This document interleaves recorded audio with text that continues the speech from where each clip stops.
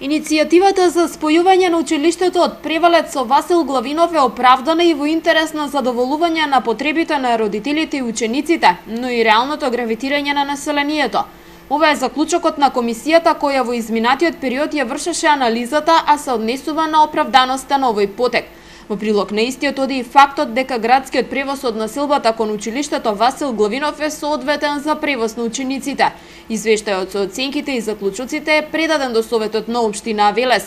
Денеска во рамки на 36-та седница, советниците се очекува да го изгласаат предлогот сегашното училиште од Превалец да стане подрачно на Васил Главинов, а не како досега под училиштето Рајко Женсифов во Горно Оризари.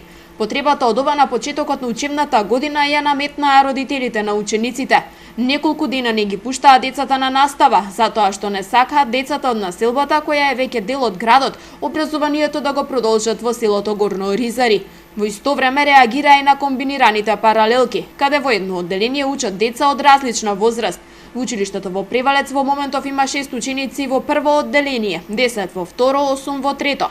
Учениците од четврто и петто одделение пак одат во комбинирана паралелка со 19 деца.